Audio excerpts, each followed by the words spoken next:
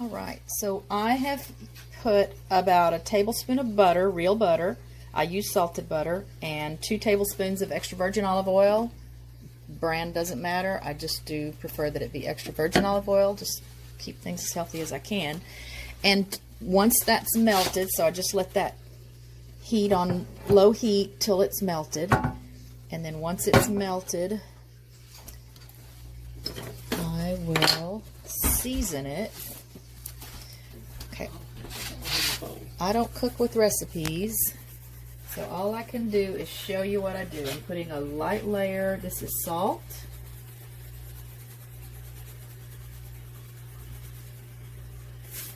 A little bit of salt.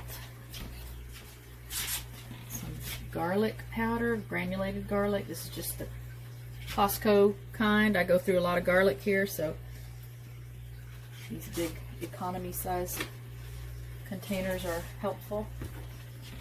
Some pepper. So that was salt, garlic powder. Make sure you don't confuse the garlic salt with the garlic powder, or you'll have way too much salt. I'm just seasoning this to kind of infuse the oil. I use a lot of turmeric now. Again, these are just the big Costco containers. Turmeric has a lot of health benefits. It gives everything a little bit deeper flavor. Don't have to use a lot. If you don't like it, no big deal. Any of these spices you can cut out if you want to cut them out. I like dill. Dill just gives it a little bit of a kick. You don't have to use a lot. Again, any of them can be substituted for something else. You know, if you're doing a Mexican dish, you can have comino, or if you're going to do some kind of buffalo chicken, you can have cayenne or some other spicy seasonings. But the kind of the primary flavor I'm looking for, because I'm going to do barbecue chicken, is this mesquite. So I have a sweet mesquite seasoning. Again, we're just going to try to evenly cover this oil, because the chicken is going to lay on top of this and be infused with these flavors. And I want it nice and barbecue-y. Alright, so I'm going to turn the heat up a little bit now. I'm going to let it get nice and hot before I put the chicken in. It already smells delicious. Get my tongs ready. So I've cut my chicken into 1/2 inch to 3/4 inch strips. Try to take off extra fat if there's extra fat there. These are just boneless chicken breasts. We get the big bag at Costco. If you want to cut them into smaller strips, you can, but I feel like they cook more evenly by all being sort of a uniform size and thickness. So we're going to test this. Get a little bit of some sprinkles of water on my finger. Don't hear a whole lot of sizzling yet. That's the best way to test if you're using oils. Great way to test to see if it's ready. If the oil is supposed to be hot before you put the food on it. That's how you do it. Yep, so we're sizzling. I don't know that you can hear that on the phone or on the film. And now we're just going to place the chicken in it. I'll leave it turned up for now.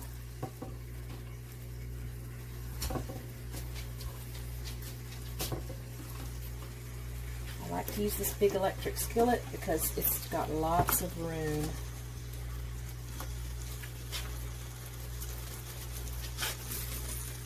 Chicken is usually a little easier to cut if it's not quite thawed all the way.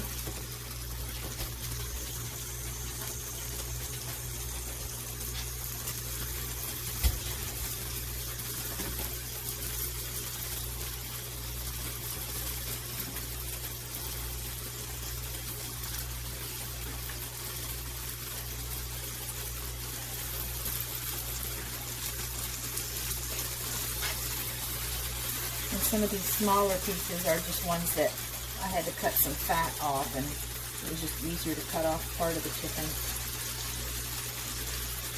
All right, so we're going to let these sit this way for about a minute.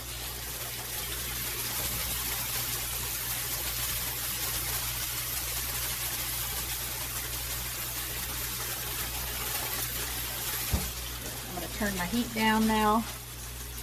Oh, about 220. And on top of the chicken now, so it's got the seasonings beneath it, I'm going to go ahead and sprinkle a little bit of everything on top. So that when I flip them here in just a minute, there really will be seasoning all around. That was the turmeric, some pepper, some garlic powder. Don't have to go too heavy with it on this side just because it's already got the flavor on the bottom too. A little salt.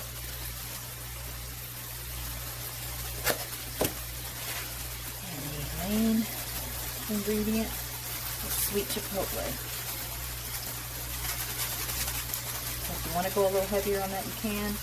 Again, since I don't cook with recipes, it's hard to give you volumes and quantities.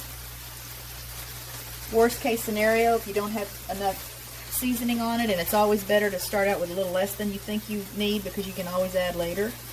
But then the next time you make it, you'll have a better idea of how much to use. Okay.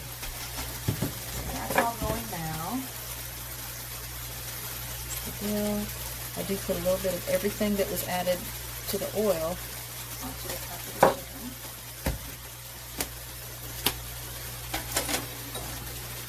And let that go another 15 or 20 seconds on that one side.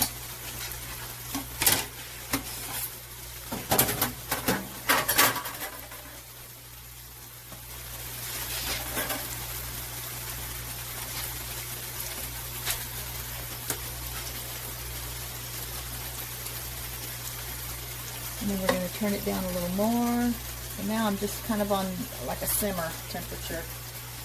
And I'm going to flip all of these over. You see they're already getting done, and you can see the nice layer of seasoning on there. Get it all turned over.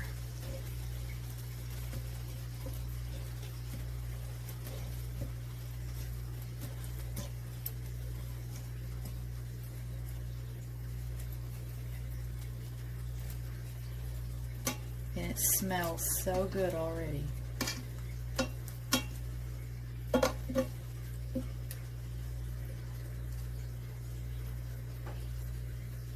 do try to turn them over in the same order that I placed them in the pan initially, just so they will have all cooked for the same amount of time on that first side. Oh, those are trading places. All right, now we're going to cover it.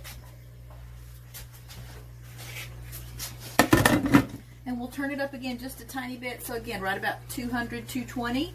And we'll let that go for about 10 minutes. And we'll be back with the next steps. Alright, so it's been 10, 11 minutes. I've turned the heat way down again now. They did simmer really good for that 10 or 11 minutes. I'm going to turn them over one more time. Look just how beautiful the color is, and it just smells so good. Richard would come in here and just start eating at this point if he could. You can see, you know, some of the fat has cooked off, so the pieces don't look quite so big. They're not taking up as much space in the pan.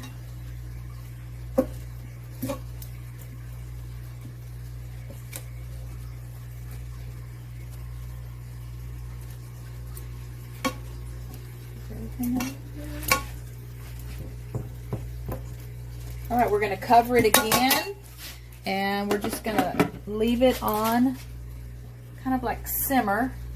So, I don't know, that's probably 175 degrees, 180 degrees. And we'll let that go for another 5 or 6 minutes. And then we'll do our final steps, and it'll be ready for supper later.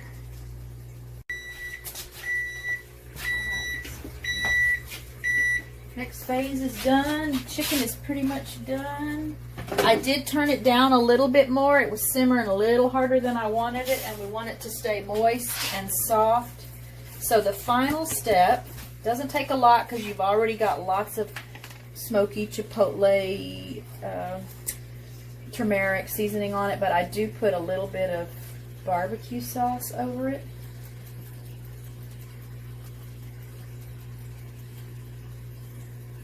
Using off the last of what was in this container, which should be just enough for what we're doing.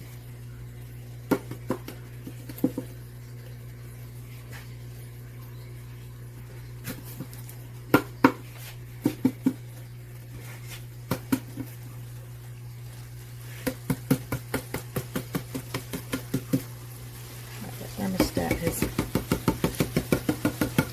on again.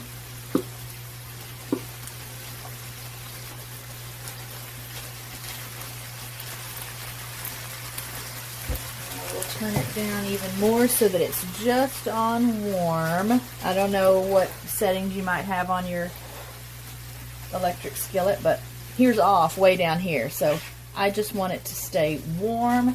We're going to cover it again, and we're going to let it go another 8 to 10 minutes on that low setting, just so that barbecue sauce can kind of smoke up the pan and soak into the chicken. And that's the final step. So once the next, 6 to 8 minutes or so have gone by on this low setting, we'll just turn it off, let it cool, then you can take it out and shred it or chop it into cubes. So depending on what seasoning you're going for, if you're doing like a lemon pepper chicken, a lot of the spices will be the same, but for this one the primary seasoning was that chipotle. When I do a Mexican chicken, like for my Mexican chicken and rice, or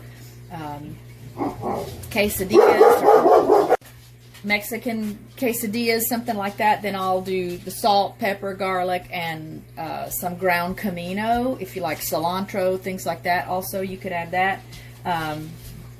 If I'm making like an Italian pasta, it'll be still the basic garlic, salt, and pepper, and then I might add some oregano or some other Italian seasonings. So you can play with it and combine lots of different flavors. I just wanted to show you this barbecue one first because I feel like I make it most often.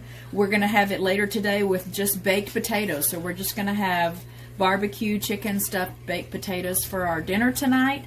And it's a super simple, relatively quick and easy recipe. Doesn't cost a whole lot of money, but it's very tasty and very filling. So I hope you enjoyed it.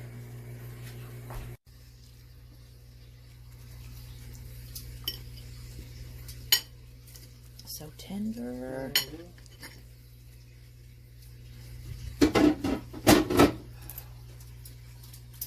Good.